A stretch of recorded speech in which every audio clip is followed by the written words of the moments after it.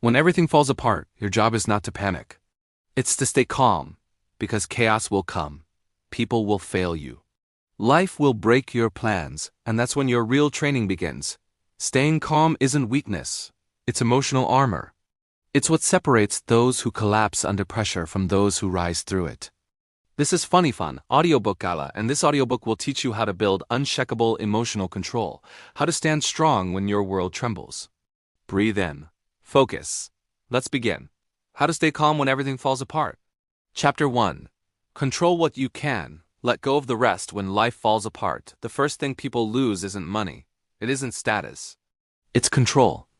The world spins too fast. Things go wrong, people change, plans collapse, and suddenly, your mind starts fighting battles it can't win.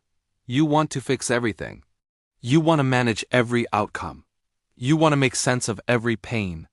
But the truth is, you can't control most of it. And the faster you learn that truth, the freer you become. Because power doesn't come from controlling everything around you. Power comes from mastering your response. You can't control the storm, but you can control the ship. You can't control the noise, but you can control your focus. You can't control people's actions, but you can control your reaction. That's what separates the grounded from the lost, the strong from the scattered, the leaders from the victims. Most people panic when they lose control. They spiral. They fight everything, everyone, even themselves. And that's how they burn out. But the calm ones? The ones who understand real strength? They don't fight the storm, they flow with it. They adjust the sails, not the wind. Think about it. When something goes wrong, a job lost, a breakup, a failure, an unexpected hit, your instinct says, fix it now. But calm says, breathe first. Because rushing through chaos doesn't fix it, it multiplies it. Sometimes control means not reacting. Sometimes control means allowing things to fall apart, so you can see what truly matters. That's wisdom most people never reach. There's a story I once heard about a man who built everything he wanted. He had success, money, comfort. But one day, the market crashed. He lost it all. Business, home, friends who only stayed for benefits. For weeks, he fought to control every piece. He tried to rebuild, to beg, to fix what was already gone. Until one day, he stopped fighting. He sat in silence and said to himself, if I can't control what's gone, I'll control what's left, me. That day his power returned. Not because the world changed, but because he did. That's what you need to learn. When everything falls apart, don't fight the world. Fix your focus. Calm is not weakness. Calm is confidence under fire. Say it with me. I control my breath. I control my attitude. I control my consistency. That's enough. That's where your strength is rebuilt. One breath at a time, one moment at a time, one decision at a time. Because when life breaks your plan, your reaction becomes your identity, and you either react with panic or with power. At Funny Fun Audiobook Gala, we don't panic, we pause, we pivot. We push forward with calm precision. Because emotional control is not about being cold, it's about being clear. When your emotions scream, you don't silence them. You listen, understand, and then choose your action with strength. You don't control the traffic. You control your patience. You don't control the weather. You control your preparation. You don't control their behavior. You control your boundaries. You don't control their opinion. You control your peace. You don't control what leaves. You control how you grow. That's the secret. The calm ones win because they stop fighting everything outside and start mastering everything inside. Every time you chase control over the uncontrollable, you lose peace. And every time you release what's not yours to manage, peace returns. Letting go isn't giving up, it's growing up. Because real maturity is realizing you can't force life to obey you. But you can align with it, flow with it, learn from it. That's emotional intelligence in its purest form. That's the foundation of inner calm. And that's the energy you need to carry into every storm that tests you. So next time life throws chaos your way, remember this? Don't react. Respond. Don't chase control. Create clarity. Don't fear the storm. Find your stillness. Control is not power. Calm is power. Because calm minds make clear choices, and clear choices rebuild broken worlds. You don't need to control everything to win. You just need to control yourself. That's your anchor. That's your stability. That's your unshakable center. Chapter 2. Emotions are messengers, not masters. Your emotions are not your enemies. They're your messengers. But too many people make the mistake of giving their emotions the throne. They let anger drive decisions. They let fear control choices. They let sadness steal days that could have been strong. Listen carefully. Your emotions are supposed to inform you, not imprison you. When you let them rule you, they'll burn everything you're trying to build. But when you learn to listen without obeying, you reclaim power, because emotional mastery isn't about feeling less. It's about handling more. Tone shift, controlled authority. You're going to feel fear, you're going to feel pain. You're going to feel frustration, doubt, loneliness, every emotion life can throw at you. But emotions are signals, not sentences. They arrive to tell you something. Then it's your job to decide what to do with that message. Anger says, something feels unfair. Fear says, something feels uncertain. Sadness says, something feels lost. Your job is not to silence them. Your job is to decode them.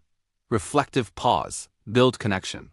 You see, every emotion carries energy. And that energy can either control you or fuel you.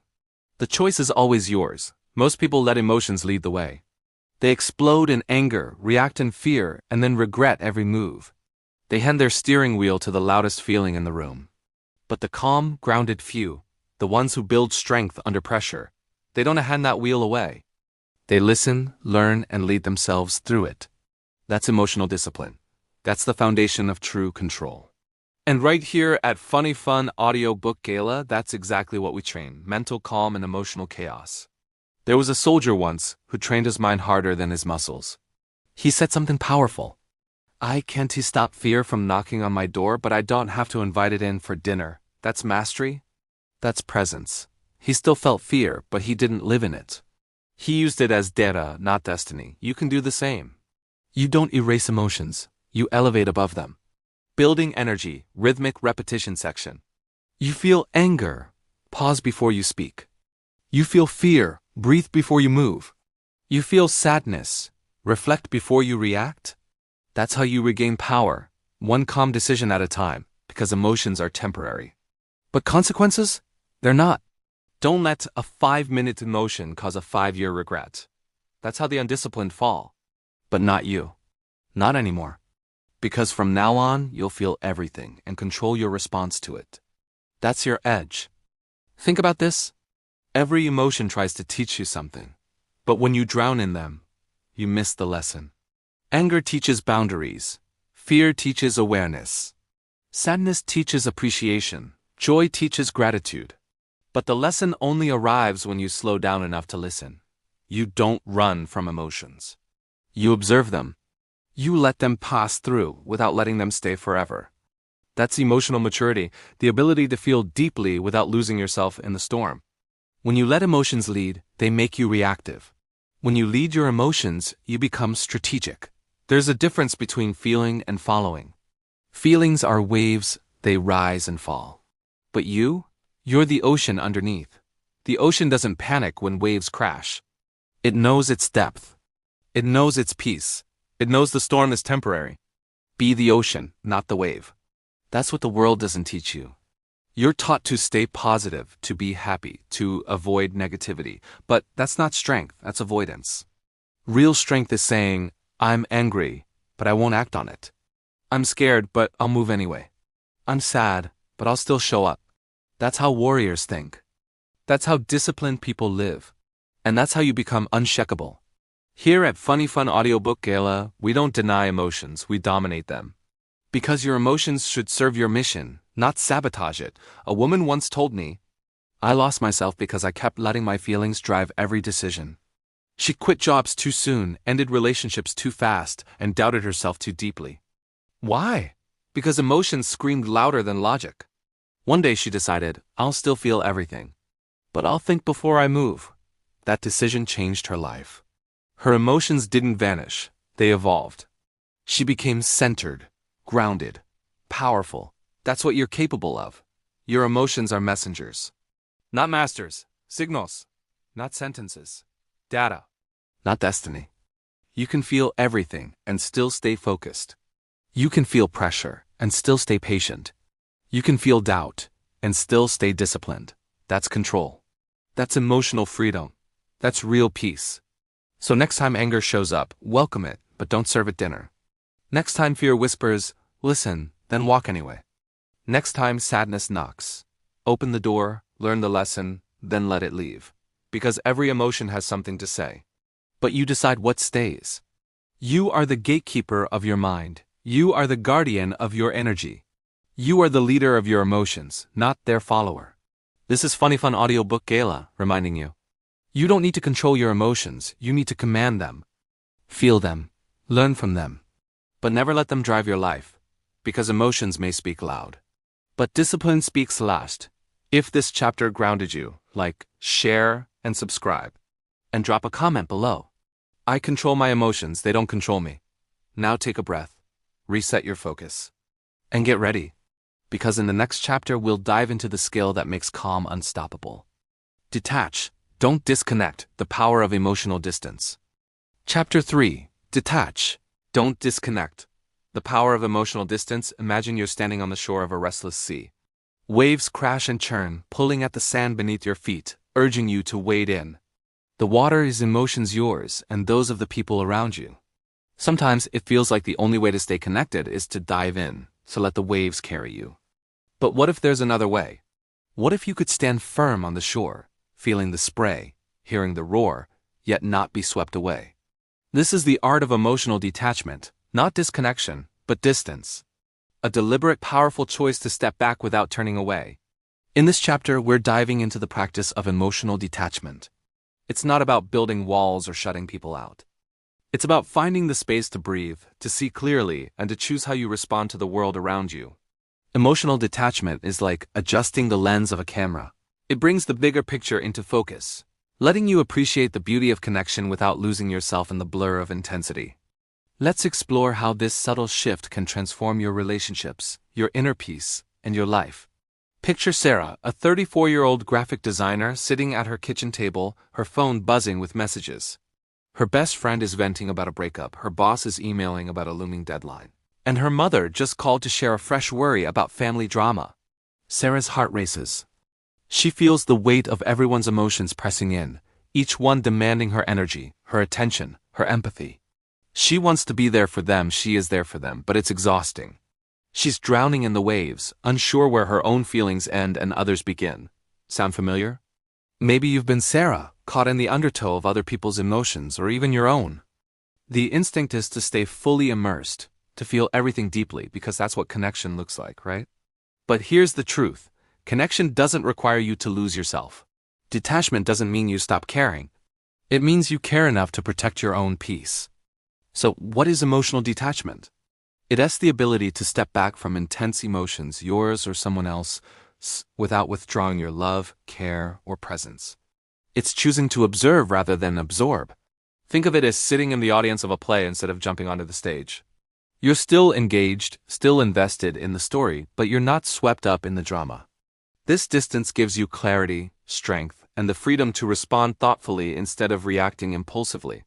Let's go back to Sarah. One evening, after another barrage of texts and calls, she decides to try something new. She sets her phone down, takes a deep breath, and imagines herself stepping back, just a little, from the emotional storm. She tells herself, I can care about their pain without carrying it. When her friend texts about the breakup, Sarah listens and responds with kindness, but she doesn't let the heartbreak seep into her own heart. When her boss emails, she acknowledges the deadline but doesn't let the stress hijack her evening. Slowly she's learning to detach, not disconnect. How do you start practicing this? Emotional detachment is a skill, and like any skill, it takes intention and practice. Let's walk through 3 steps to help you find that balance between caring and carrying. First, name the emotion. When you feel overwhelmed by your own feelings or someone else's, pause and label what's happening. Is it anger? Sadness? Anxiety? Naming it creates a tiny gap between you and the emotion, like stepping back from the edge of a cliff. For Sarah, naming her friend as grief as her friend instead of mine helped her see it as separate. Try this. Next time you're caught in an emotional wave, say to yourself, this is emotion. And it's okay to feel it, but it doesn't define me. Second, set boundaries with compassion. Detachment doesn't mean ignoring people or their needs, it means deciding how much of yourself to give. Boundaries are like the shore in our sea metaphor. They define where you end and others begin. If a friend's venting becomes a nightly ritual, you might say, "I really care about you and I'm here to listen. Can we set aside time tomorrow to talk?" This honors their needs while protecting your energy. Boundaries aren't walls. They're gates letting connection flow without flooding you. Third, anchor yourself in the present. Emotions, especially intense ones, love to pull us into the past or future regrets, worries, what-ifs. Detachment roots you in the now. Try a simple grounding technique. Focus on your breath. Notice the texture of the chair you're sitting on, or name 5 things you see around you. These small acts pull you back to your own center, giving you the clarity to respond rather than react. Now, let's address the elephant in the room. Detachment can feel cold. Maybe you're thinking, if I step back, won't people think I don't care? It's a valid fear. We're taught that love and connection mean feeling everything, all the time. But here's a story that might shift your perspective. Mark, a high school teacher, used to take his students' struggles home with him. When a student failed a test or shared a personal hardship, he'd lie awake at night, replaying their pain, feeling responsible. It wasn't sustainable, he was burning out. Then, a mentor introduced him to the idea of compassionate detachment. Mark started visualizing himself as a lighthouse, steady shining light for his students but not swept into their storms. He could offer guidance and support without carrying their burdens. The result? He became a better teacher, more present, more patient, because he wasn't emotionally depleted. This is the paradox of detachment. By creating emotional distance, you often become more capable of connection. You show up fully, not as a sponge soaking up every feeling, but as a steady presence, grounded in your own strength. What would your life look like if you practiced this? Maybe you'd have more energy for the people you love. Maybe you'd argue less with your partner because you're not reacting from a place of overwhelm. Maybe you'd feel lighter, freer, because you're no longer carrying the weight of every emotion around you. Detachment also applies to your own inner world. Think about the last time you were angry or hurt. Did you spiral, letting the emotion take the wheel? Or could you have stepped back, observed it, and said, "This is anger, but it's not all of me"?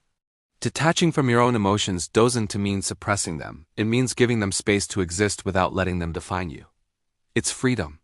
As we close this chapter, picture yourself back on that shore. The waves are still there, emotions always will be. But you're standing firm, toes in the sand, feeling the mist but not pulled under. You're present, connected, but not consumed. This is the power of emotional distance. It lets you love deeply, care fully, and live freely, without losing yourself in the process. Take a moment today to try it. Name an emotion. Set a gentle boundary. Anchor yourself in the now. You don't have to dive into every wave to prove you care. Sometimes the greatest act of love for others and for yourself is choosing to stand steady on the shore.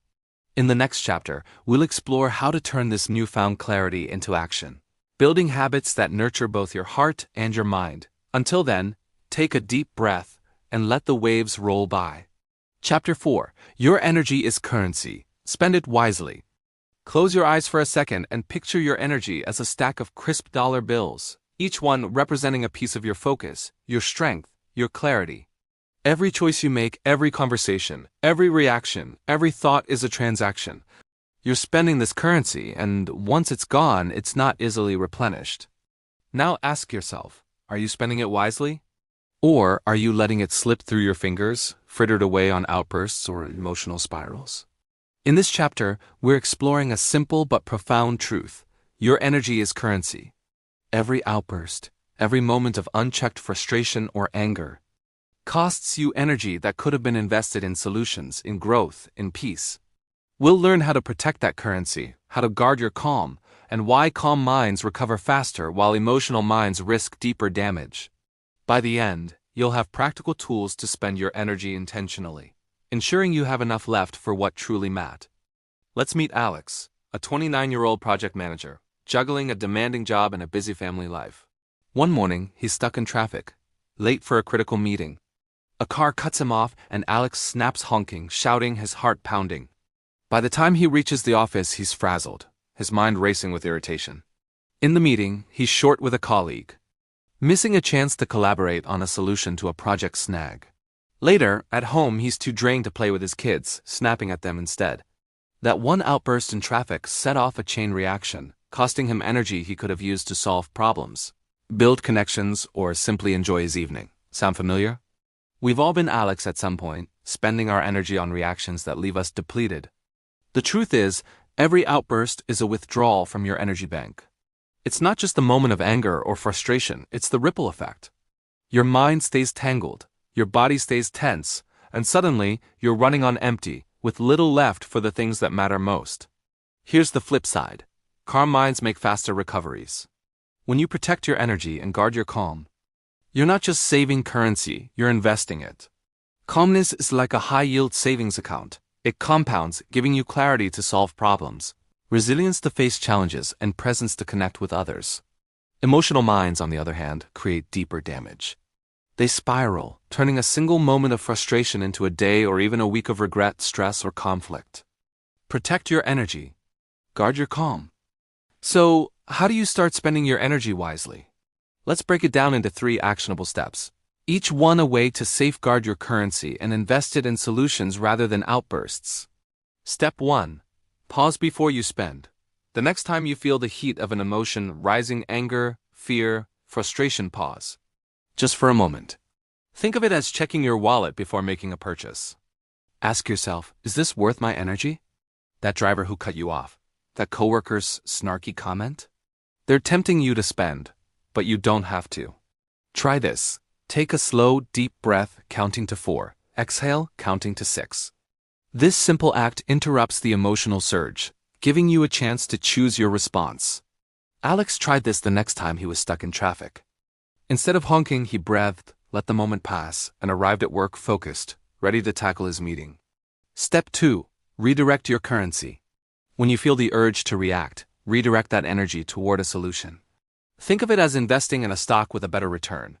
Instead of arguing with a colleague, channel your energy into brainstorming a fix for the project. Instead of ruminating on a friend's hurtful comment, use that energy to have a calm, honest conversation. Redirecting doesn't mean ignoring your feelings, it means choosing where to spend them.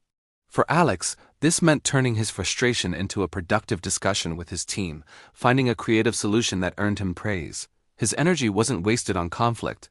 It was invested in progress. Step 3. Replenish your reserves. You can't spend what you don't have. Protecting your energy means building habits that refill your reserves. Start small. 5 minutes of quiet in the morning, sipping your coffee without a screen. Or take a short walk, noticing the air, the sounds, the ground beneath you. These moments are deposits into your energy bank, giving you more to draw on when life gets intense. Alex started setting aside 10 minutes each evening to sit quietly, reflecting on his day. It wasn't much, but it was enough to help him show up calmer for his family, with energy to spare. Protect your energy. Guard your calm. Let's talk about why this matters in the real world. Imagine 2 people facing the same crisis, a missed deadline at work. One, let's call her Maya, reacts emotionally. She panics, snaps at her team, and spends the day spiraling, blaming herself and others. The damage lingers, strained relationships, sleepless nights, and a project still unfinished. The other, let's call him Liam, takes a different path. He feels the stress but pauses, breathes, and chooses calm. He gathers his team, focuses on solutions, and by the end of the day, they've made progress. Liam's calm mind recovered faster, turning a setback into an opportunity. Maya's emotional mind dug a deeper hole. This isn't about being perfect. It's about recognizing that your energy is finite, and every outburst has a cost. The question is, will you spend it on reactions that drain you or solutions that empower you? Let's revisit Alex. After weeks of practicing these steps, he noticed a shift. One day, his boss sent a vague, critical email about a project. Old Alex would have fired back a defensive reply, spending hours stewing. New Alex paused. He took a breath, redirected his energy, and wrote a concise, solution-focused response. Later, his boss thanked him for his clarity. At home, he had energy left to play soccer with his kids, laughing as they tripped over the ball. By protecting his energy, Alex wasn't just surviving his days, he was thriving in them. Protect your energy. Guard your calm. As we wrap up this chapter, picture your energy as that stack of bills again. Each one is precious. a resource for building the life you want. You don't have to spend it on every wave of frustration or drama that comes your way. You can choose to pause, redirect, and replenish. You can invest in solutions, in connection, in moments of joy. When you guard your calm, you're not just saving energy, you're creating space for clarity, resilience, and peace. Try it today. The next time you feel the pull to react, pause, breathe, ask yourself, is this worth my currency? Then choose wisely. Your energy is yours to spend. Make every transaction count. In the next chapter, we'll explore how to turn this intentional energy into habits that stick. Building a life where calm and clarity become your default. Until then, take a moment to notice your energy. Protect it. Guard your calm. Chapter 5. The Control Illusion. Focus on what's yours. Imagine gripping a rope in a relentless game of tug-of-war. Your hands burn, your muscles ache, and no matter how hard you pull, the other side seems immovable. That rope? It's the illusion of control clinging to outcomes, people, or events that slip through your fingers. The harder you hold on, the more it hurts. But what if you let go? Not of everything, but of what's not truly yours to grasp. This is the essence of releasing the control illusion, recognizing that most pain stems from trying to control what is beyond your reach. In this chapter, we'll unravel the myth of control and redirect your focus to what you can truly influence yourself. Drawing from ancient wisdom like Stoic philosophy, we'll see how understanding this divide can free you from unnecessary suffering. Remember the Stoic mantra, you can't control events, only your response. By embracing this, you'll learn to channel your energy inward, fostering peace amid chaos. And throughout, we'll return to a guiding repetition. Control yourself or lose everything else. Consider Elena, a 42-year-old marketing executive whose days were a whirlwind of micromanaging. She obsessed over her team's every move, fretted about client reactions she couldn't predict, and even tried to orchestrate her family's happiness, planning perfect vacations that inevitably fell short due to weather or moods. Elena's life was a constant battle, her pain amplified by the frustration of things not going her way. A delayed flight? Fury. A colleague's independent decision? Resentment. She was exhausted, her relationship strained, all because she clung to the illusion that she could control the uncontrollable. This is where most pain originates, in the futile attempt to dictate what's not ours. Weather, other people's choices, random events, these are outside our domain. Yet we pour our energy into them only to feel defeated when they don't bend to our will. Elena's story is universal. Perhaps you felt it too in traffic jams you can't clear, opinions you can't change, or futures you can't foresee. Enter Stoic philosophy, a timeless guide for navigating this illusion. Thinkers like Epictetus and Marcus Aurelius emphasize the dichotomy of control. Some things are up to us, our opinions, desires, and actions, while others are not. You can't control events, only your response, they taught. This isn't passive resignation, it's empowered focus. By letting go of external variables, you reclaim your inner world, turning potential pain into opportunity. Control yourself or lose everything else. So how do you shatter this illusion and focus on what's yours?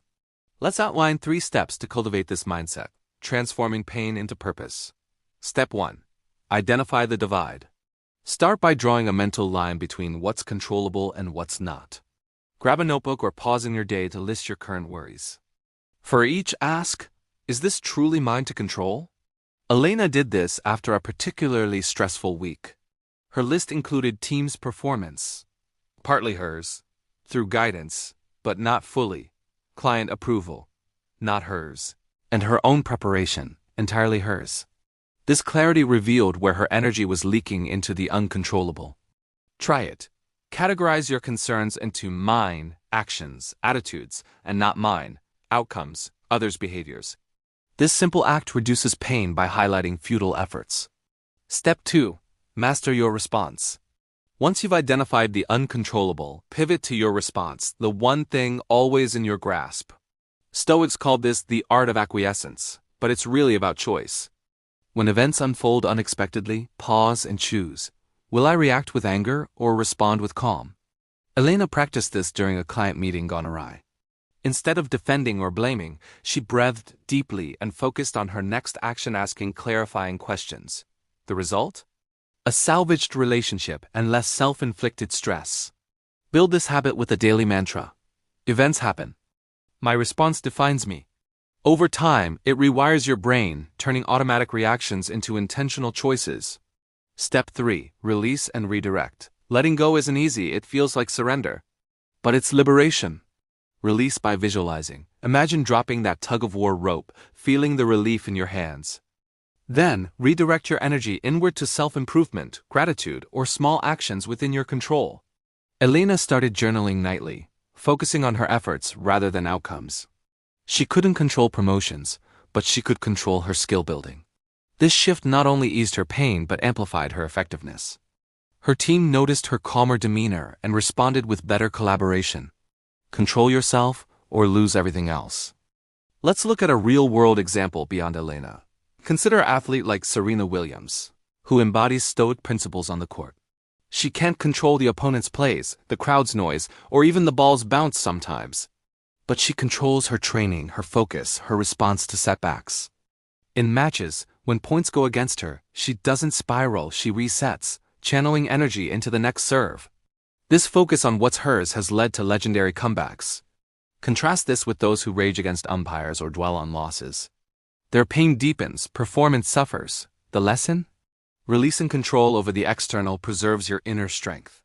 In everyday life, this applies to relationships too. You can't control a partner's mood or a child's choices. But you can control your empathy, your boundaries, your love. Trying to fix them breeds resentment. Focusing on your response builds harmony. What if you applied this today? Most pain, anxiety, regret, bitterness traces back to control illusions. The traffic jam isn't the problem. It's your futile wish to make it vanish. The disagreement isn't the issue. It's your insistence on being right. By focusing on what's yours, you dissolve that pain, creating space for joy and resilience. Control yourself or lose everything else. As we conclude this chapter, envision yourself stepping back from the rope, hands free, standing tall. The world swirls around you, events, people, uncertainties, but you're anchored in your domain. Your thoughts, your actions, your responses. This is the power of shattering the control illusion. It doesn't make life predictable, but it makes you unbreakable. Embrace the Stoic wisdom. You can't control events, only your response. Practice the steps. Identify, master, release. And remember, in every moment of tension, whisper to yourself, control yourself or lose everything else. In the next chapter, we'll build on this foundation, exploring how to cultivate habits that reinforce your inner control and lead to lasting fulfillment. Until then, take a breath and let go of what's not yours. Chapter 6. Pressure reveals what's real. Picture yourself standing on a tightrope, a gust of wind pushing against you. Your heart races, your palms sweat, and the world seems to narrow to this one moment. It's not just a force, it's a mirror. It doesn't destroy you, it exposes you. In the heat of a challenge, your true character shines through your strengths, your core. The question isn't whether pressure will come. It's whether you'll see it as a threat or a teacher. In this chapter, we're diving into the transformative power of pressure. Far from being your enemy, pressure is a spotlight, revealing who you are when the stakes are high. Athletes, CEOs, and soldiers don't crumble under stress. They use it as feedback, not fear, to sharpen their focus and uncover their resilience. We'll explore how you can do the same, turning life's intense moments into opportunities for growth. And we'll return to a guiding truth. Pressure doesn't break character, it reveals it. Meet Jamal, a 27-year-old paramedic, whose job is a daily dance with pressure. One night, he's called to a chaotic scene, a car accident, flashing lights, panicked bystanders. A young woman is trapped, her breathing shallow. The crowd's shouting, the clock's ticking, and Jamal feels the weight of every second. But instead of freezing, he breathes deeply, assesses her injuries, and coordinates with his team to stabilize her. In that high-stakes moment, pressure doesn't overwhelm him. It reveals his training, his calm, his ability to act. By the time they reach the hospital, the woman is stable, and Jamal's clarity has saved a life. We've all faced our own tightropes, maybe not as dramatic as Jamal's, but just as real. A looming work deadline, a heated family argument, or a sudden financial strain. These moments feel like they're testing your limits, but they're actually showing you what's inside your habits, your mindset, your character. Pressure doesn't break character.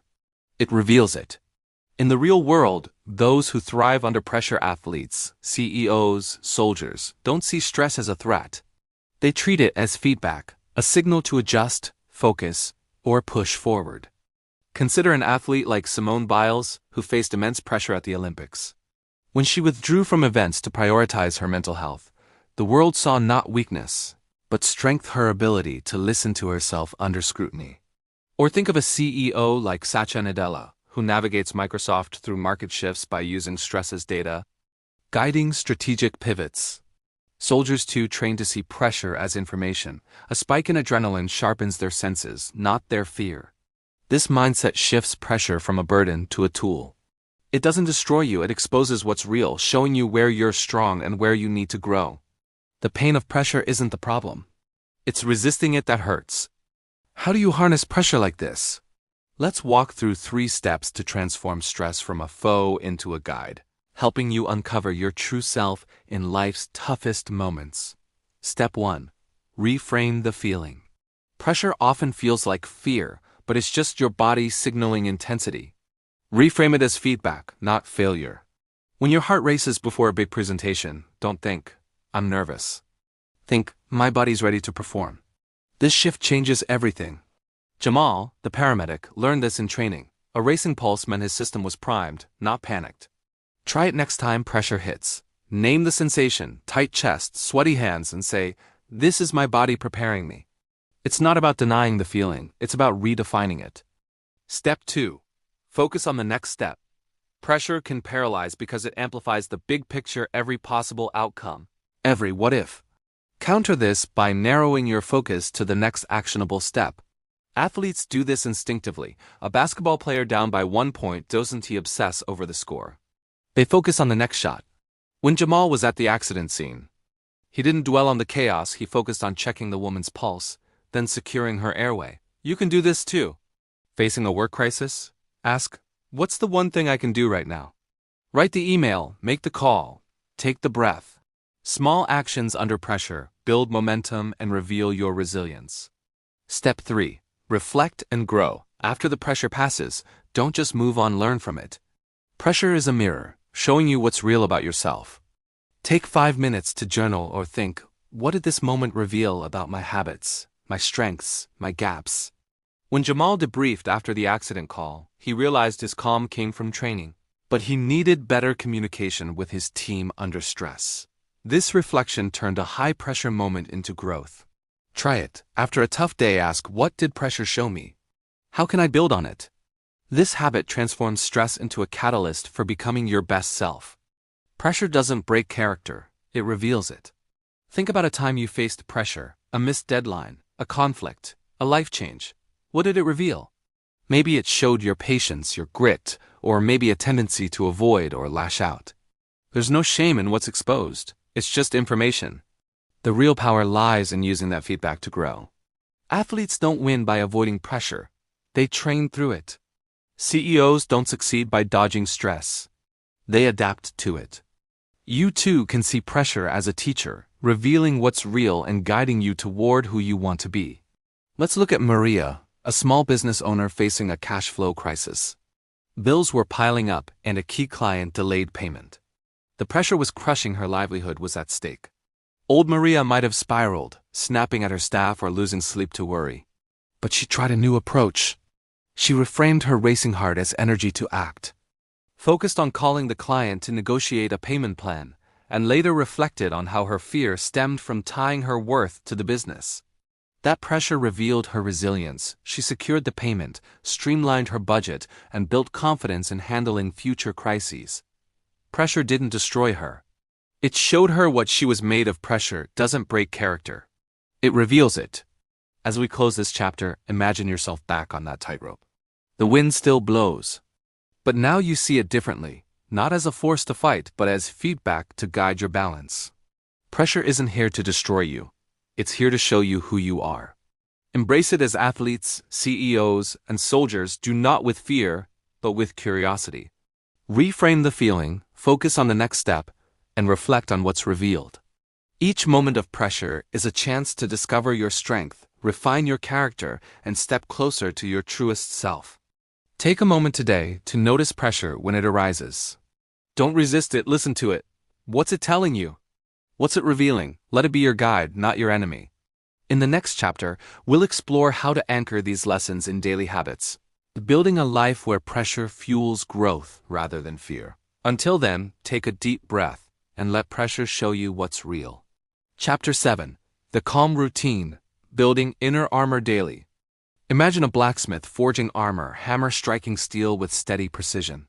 Each strike shapes the metal, making it stronger, more resilient. Your mind is like that steel, and calm is the armor you forge not in a single moment, but through daily discipline. Calm isn't something you stumble upon when life gets tough. It's a muscle, trained through repetition, ready to protect you when chaos strikes. The question is, are you forging your armor every day? Or waiting for the battle to realize you're unprepared? In this chapter, we're exploring the power of a calm routine, a deliberate daily practice that builds inner strength.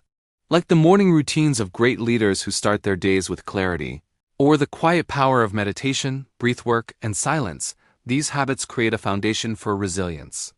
We'll learn how to train your calm before you need it, so when life's pressures come, you're ready. And we'll anchor this with a guiding truth: train your calm before you need it. Picture Lisa, a 38-year-old school principal, whose days are a whirlwind of meetings, student crises, and parent emails. Early in her career, she started each morning rushing checking her phone, gulping coffee, already behind. By noon, she was frazzled, reacting to every challenge with tension. Then a mentor shared a secret. The most effective leaders don't just manage chaos, they prepare for it. Lisa began a simple morning routine: 10 minutes of meditation, a few deep breaths, and a moment of silence to set her intentions. It wasn't magic, but over weeks, she noticed a shift. When a student outburst disrupted her day, she responded with clarity, not frustration. Her calm, trained daily, became her armor. We've all had days like Lisa's early ones, starting scattered, ending drained. But what if you could begin each day forging your inner strength? Building a reserve of calm to carry you through? That's the power of a routine. Train your calm before you need it. In the real world, calm leaders thrive because they prioritize daily discipline. Take someone like Oprah Winfrey, who starts her mornings with meditation and journaling, grounding herself before the demands of her empire take over.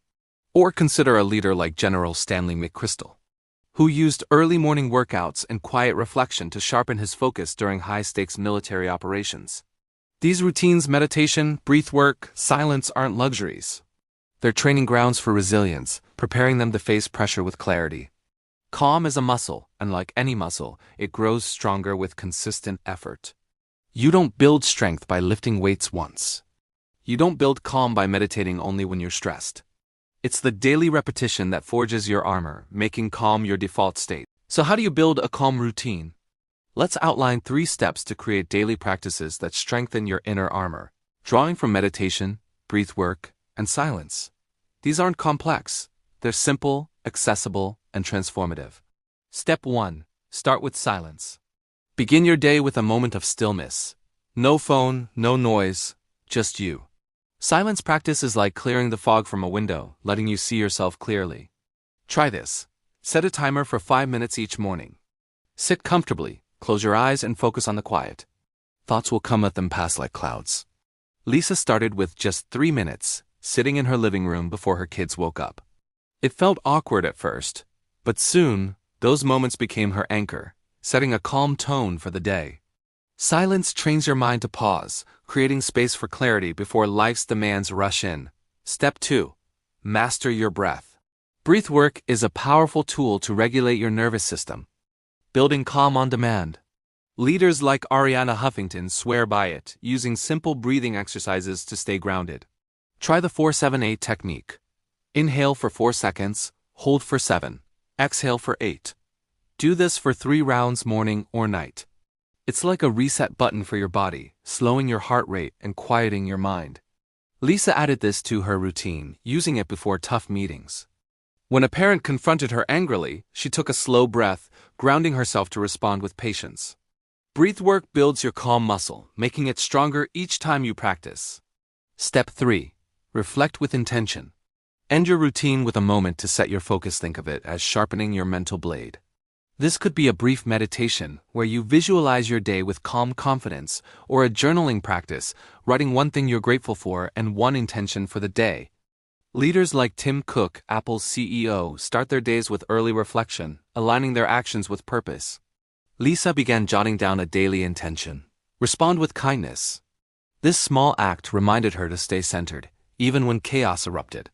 Reflection ties your routine together, reinforcing calm as a deliberate choice. Train your calm before you need it. What would your life look like if you started each day like this? Imagine facing a stressful work call, a family disagreement, or an unexpected setback with a reservoir of calm already built.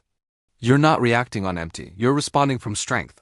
The beauty of a calm routine is its ripple effect. Those 5 or 10 minutes each morning shape your hours, your relationships, your life. Let's address a common hurdle. Time. You might think, I'm too busy for this. But calm isn't a luxury, it's a necessity. Even 2 minutes of silence or a single round of breath work can make a difference. It's not about perfection. It's about consistency. Like a blacksmith striking steel, each small effort shapes your armor. Consider David, a software engineer and single dad, who felt overwhelmed by deadlines and parenting. Mornings were chaos rushing to get his daughter to school, checking emails in a panic. Inspired by a podcast on leadership routines, he started small. 3 minutes of silence while his coffee brewed, followed by a quick 4-7-8 breath. At first, it felt pointless, but after a week, he noticed he was less reactive. When a coding bug stalled his project, he didn't spiral. He breathed, focused, and tackled it step by step. When his daughter had a tantrum, he responded with patience, not frustration. His calm routine didn't change his circumstances. It changed him. Train your calm before you need it. As we close this chapter, picture yourself as that blacksmith, forging your inner armor with each deliberate strike. Your calm routine silence, breath, reflection is the hammer, shaping a mind that's resilient, clear, and ready for life's battles. You don't need hours or perfection. You need consistency, a daily commitment to train your calm before the chaos arrives. Start tomorrow. Find 5 minutes for silence, a moment for breath, a thought for intention. Watch how these small acts build a muscle that carries you through pressure with grace. Your calm is your armor. Forge it daily, and it will protect you when you need it most. In the next chapter, we'll explore how to sustain this calm through connection, building relationships that amplify your inner strength rather than drain it. Until then, take a moment to breathe and start forging your calm today. Chapter 8. Protect your inner circle. Energy is contagious. Imagine your mind as a garden, lush with potential, vibrant with calm. Every person you let in, every conversation, every interaction is like a visitor to that garden. Some bring sunlight, nourishing your peace. Others bring chaos, trampling the soil, scattering weeds. Energy is contagious, spreading through the people around you like ripples in a pond. To protect your calm, you must protect your space, choosing carefully who and what you allow into your inner circle. In this chapter, we're exploring the art of guarding your inner circle, the people, environments, and influences that shape your energy. Chaos often spreads through those closest to us, or through the digital noise we let infiltrate our lives. By learning to set boundaries, cut off toxic influences, and curate your space, you can preserve the calm you've worked so hard to build. We'll return to a guiding truth. Who you allow in decides what stays out. Meet Priya, a 33-year-old freelance writer whose days were a balancing act of deadlines and social demands. Her phone buzzed constantly, friends venting about drama, group chats filled with gossip, and social media feeds overflowing with outrage and comparison. She also had a childhood friend, Maya, whose negativity was relentless. Every call was a litany of complaints, pulling Priya into a spiral of frustration. By day's end, Priya felt drained, her calm eroded by the chaos others brought into her space. She wanted to be supportive, but her garden was wilting under the weight of toxic energy. Sound familiar? We've all felt the pull of chaotic influences, whether it is a friend who thrives on drama, a coworker who fuels stress, or the endless scroll of digital noise. These forces don't just distract. They infect, spreading chaos that disrupts your inner piak. Who you allow in decides what stays out. In the real world, those who thrive know how to protect their space. Consider leaders like Warren Buffett, who famously limits his social circle to trusted confidants, avoiding energy-draining influences to stay focused. Or think of everyday people who mute notifications, unfollow toxic accounts, or distance themselves from relationships that breed negativity. These aren't acts of selfishness. They're acts of self-preservation, ensuring their inner garden remains a place of growth, not chaos. Energy is contagious, for better or worse. Surround yourself with calm, and you amplify your peace. Let in chaos and it spreads like wildfire, burning through your clarity and resilience. The choice is yours, but it starts with protecting your inner circle. How do you safeguard your space? Let's outline 3 steps to curate your inner circle. Cutting off toxic influences and digital noise while fostering connections that uplift you. Step 1. Identify energy drains. Start by auditing your circle people, habits, and digital inputs. Ask yourself, does this person or thing leave me feeling energized or depleted? Priya did this, listing her daily interactions. Maya's constant negativity stood out, as did her habit of doom-scrolling news feeds. Be honest. A friend who gossips, a family member who criticizes, or even a podcast that stirs anxiety can sap your calm. Make a mental or written note of these drains. This isn't about judgment, it's about clarity. Knowing what disrupts your peace is the first step to protecting it. Step 2. Set boundaries, not barriers. Protecting your space doesn't mean cutting everyone off. It means setting clear, compassionate boundaries. For toxic people, this might mean limiting contact. Priya told Maya, I care about you, but I need to focus on my work right now. Can we catch up next week? This preserved their friendship while protecting Priya's energy. For digital noise, try a digital detox hour. Silence notifications, unfollow accounts that trigger stress, or set app limits. Boundaries are like garden gates. They let in what nurtures and keep out what harms. Practice saying no kindly or muting distractions to guard your calm. Step 3. Cultivate uplifting connections. Actively seek out people and inputs that inspire calm and growth. This could be a friend who listens without judgment, a mentor who encourages clarity, or even a podcast that uplifts rather than agitates. Priya joined a writers group where members shared constructive feedback, boosting her creativity. She also curated her social media to follow accounts on mindfulness and art, replacing noise with inspiration. Think of this as planting new seeds in your garden. Choose connections that bring sunlight, not storms. Reach out to someone who lifts you up this week, even for a quick coffee or call. Who you allow in decides what stays out. What would your life look like if your inner circle amplified your calm? Imagine days where conversations spark joy, not stress. Where your phone is a tool, not a tyrant. Protecting your space isn't about isolation, it's about intention. It's choosing relationships and influences that align with the calm you've been training, the armor you forged. Every person, every notification, every moment you let in shapes your energy. Choose wisely. Let's address a fear. Won't setting boundaries push people away? It might, but only those who thrive on chaos. The right people, those who respect your peace, will stay. And you'll have more energy to show up fully for them, creating deeper, healthier connections. Consider James, a 45-year-old nurse, whose workplace was a hotbed of stress-gossiping colleagues, endless group chats, and a manager who thrived on urgency. James felt his calm slipping, his evenings consumed by others' chaos. Inspired by a colleague's advice, he took action. He politely stepped back from workplace drama, saying, I need to focus on my patients right now. He muted non-essential chats and limited news consumption to 10 minutes a day. He also reconnected with an old friend who shared his love for hiking, their walks becoming a source of calm and laughter. By protecting his inner circle, James didn't just reclaim his peace, he became a better nurse, more present for his patients and himself. Who you allow in decides what stays out. As we close this chapter, picture your mind's garden, vibrant and thriving. You've set gates to keep chaos at bay, planted seeds of uplifting connections, and cultivated a space where calm can grow. Energy is contagious, but you get to choose what spreads. By protecting your inner circle, cutting toxic influences, silencing digital noise, and nurturing positive relationships, you ensure your peace isn't just preserved, but amplified. Start today. Take one step. Mute a stressful notification, set a kind boundary, or reach out to someone who inspires you. Your inner circle is your sanctuary. Guard it fiercely, and it will guard your calm in return. In the next chapter, we'll explore how to extend this calm into your actions, turning inner peace into a force for meaningful impact. Until then, take a moment to notice your space and choose who you let in. Chapter 9. Turn pain into presence.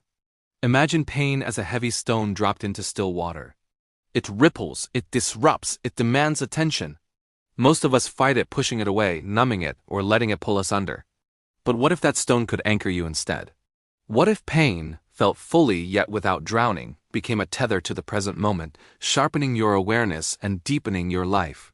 Pain isn't here to break you. It's here to wake you. In this chapter, we're learning to turn pain into presence.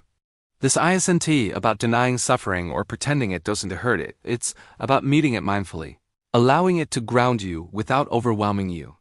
Drawing from real-world stories of mindfulness amid emotional loss and failure, we'll discover how to feel deeply while staying anchored. We'll return to a guiding truth. Pain is not punishment. It's presence. Meet Rachel, a 40-year-old teacher who lost her husband suddenly to illness. The grief hit like a tidal wave, nights of sobbing, days blurred by emptiness. She tried everything: distractions, alcohol, endless busyness. But the pain followed, pulling her deeper into despair. Then, in a support group, she learned a radical approach. Sit with the pain, not against it. For 10 minutes each evening, Rachel sat quietly, feeling the ache in her chest, the tears on her cheeks without judgment or escape. She anchored. In those moments, the pain became a bridge to presence. Memories of her husband sharpened, her breath steadied, and a quiet strength emerged. We've all known pain like Rachel's: heartbreak, failure, loss. It feels like punishment, a cruel test. But when you learn to feel it without drowning, pain transforms into a profound teacher, rooting you in the now. Pain is not punishment, it's presence. In the real world, mindfulness under duress reveals this truth. Consider J.K. Rowling, who wrote the early Harry Potter books amid depression and single motherhood. She didn't numb her pain. She sat with it in cafes, channeling it into creation. Or think of athletes like Michael Jordan, who, after being cut from his high school team, used the sting of failure as fuel, mindfully feeling the rejection to sharpen his drive. In moments of emotional loss or failure, those who practice presence don't just survive. They emerge wiser, more resilient. Pain anchors them to what matters, stripping away illusions and revealing raw truth. When you resist pain, it multiplies, echoing in your mind, stealing your sleep. But when you allow it, feeling it fully in the body without story or struggle, it becomes a portal to presence. Your heart aches, yes, but you're here, alive, aware. How do you turn pain into presence? Let's walk through 3 steps to meet suffering mindfully, transforming it from a drown into an anchor. Step 1. Name and locate it. When pain arises, don't run, name it. Say aloud or in your mind, "This is grief," or "This is disappointment." Then locate it in your body. A tightness in your throat? A heaviness in your chest? Rachel started here. "This is sadness in my heart." Naming creates distance, locating grounds it in the physical now. Try it next time pain surges. Pause, name it. "This is hurt." Feel where it lives. Tight shoulders. This simple act stops the mental spiral, anchoring you in sensation rather than story. Step 2. Breathe into it. Pain thrives in shallow, frantic breath. Counter it with deliberate breathing. Invite air into the painful spot. Inhale slowly, imagining breath filling the ache. Exhale, softening around it. Do this for 3 breaths. In for 4 counts. Hold for 4, out for 6. Mindfulness teachers call this befriending the pain. Rachel used it during her evening sits. Breathing into her chest, the grief softened from a storm to a steady wave. It's not about making it go away, it's about coexisting, letting presence emerge as the pain passes through.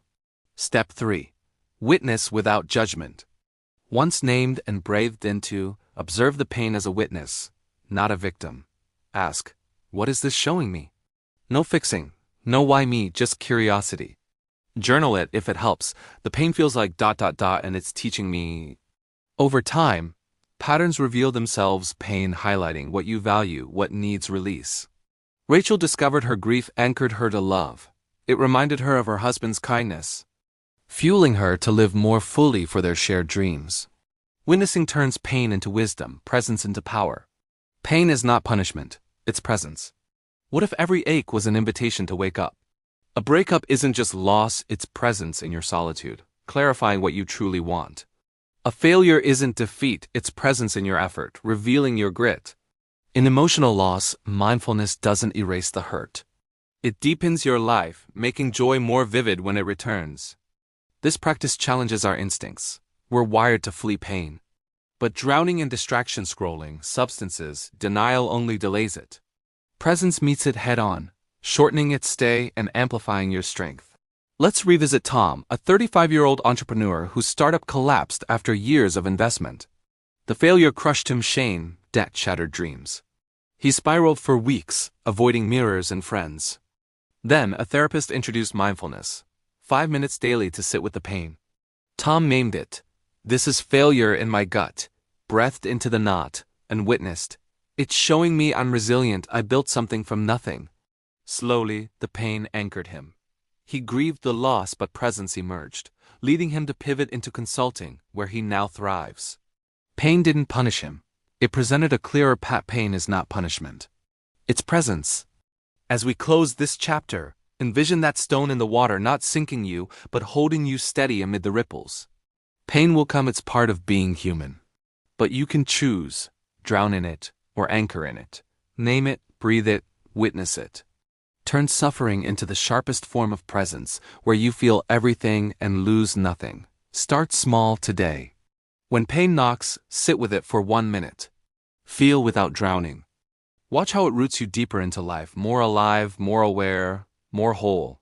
In the next chapter, we'll explore how this presence fuels lasting change, turning inner calm into outer impact. Until then, take a breath and let pain be your anchor. Chapter 10. Calm is the highest form of power.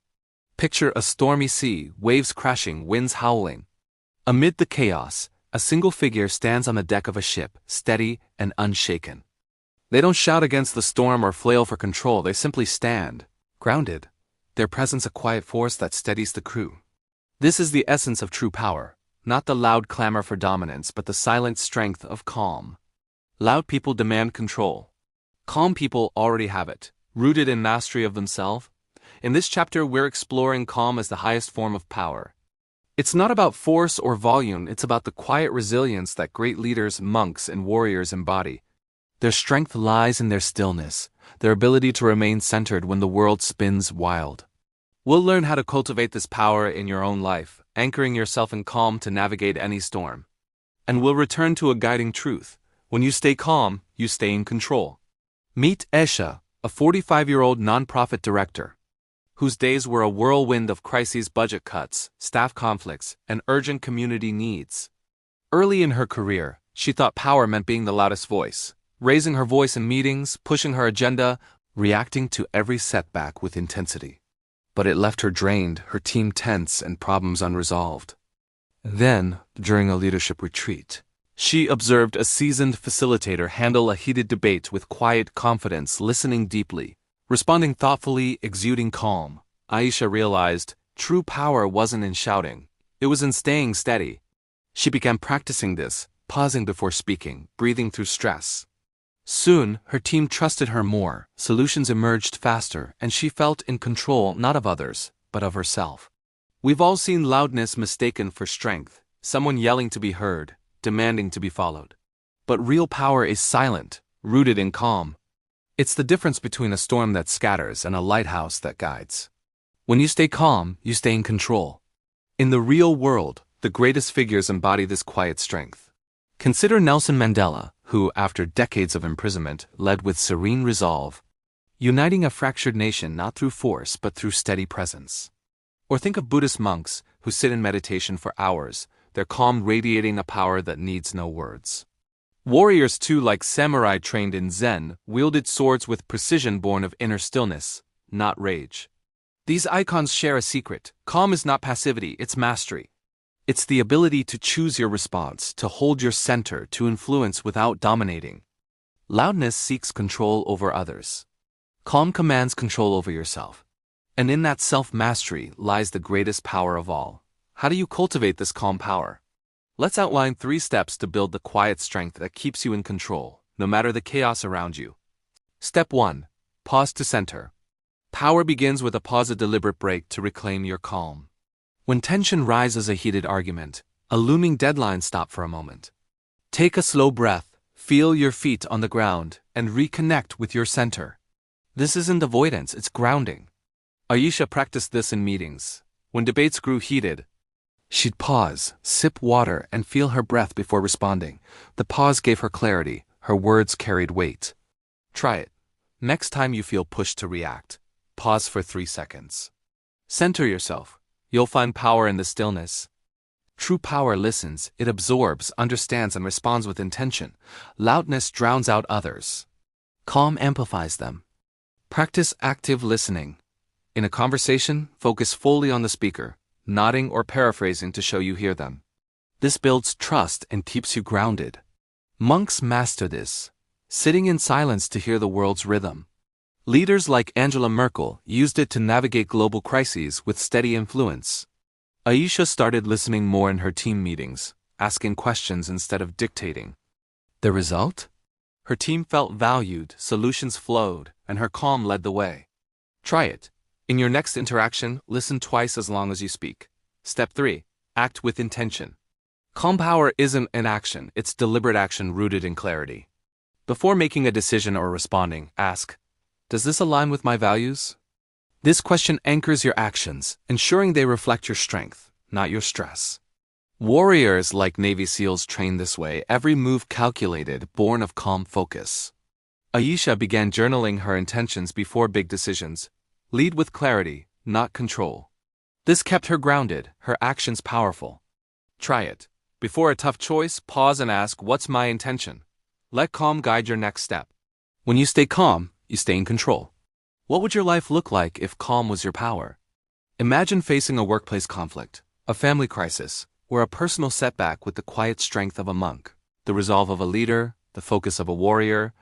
You don't need to shout to be heard or force to be felt. Calm radiates authority, it draws others in, steadies chaos, and keeps you in control of what matters most, yourself. This isn't easy. Society glorifies loudness, outrage, bravado, urgency. But loudness scatters energy. Calm channels it. The choice is yours. Will you seek control through noise or find power in silence? Let's meet Carlos, a 30-year-old firefighter, whose job demands split-second decisions in life or death situations. Early on, he thought strength meant barking orders, pushing through fear with force. But during a chaotic house fire, he saw his captain, a veteran, move with quiet precision, calming the team with steady commands. Carlos learned, power wasn't in yelling. It was in staying calm. He started practicing pauses before calls, listening to his crew and acting with clear intent. One night, trapped in a smoke-filled building, his calm saved lives. He listened to his instincts, guided his team out, and stayed in control. His quiet strength became his greatest asset. When you stay calm, you stay in control. As we close this chapter, picture yourself as that figure on the ship, standing firm amid the storm. The waves of chaos, conflict, stress, uncertainty crash around you, but your calm is your power. It's the silent strength of leaders who inspire, monks who radiate peace, warriors who act with precision. You don't need to be loud to be powerful. Forge your calm through pauses, listening, and intentional action, and you'll hold the reins of your life. Start today. In one moment of tension, pause, act with calm intent. Watch how your quiet strength shifts the room, the moment, yourself. Calm is your power, claim it. When the world shakes, you stay still. When people panic, you breathe deeper. Because calm isn't passive, it's power. It's the quiet weapon that outlasts chaos. Every time you choose calm over anger, focus over fear, presence over panic, you build the armor of peace. This is Funny Fun Audiobook Gala, reminding you, you don't rise above the storm by running, you rise by standing still inside it. Now go, breathe, focus, and remember. Stay calm when everything falls apart, because your calm is your control.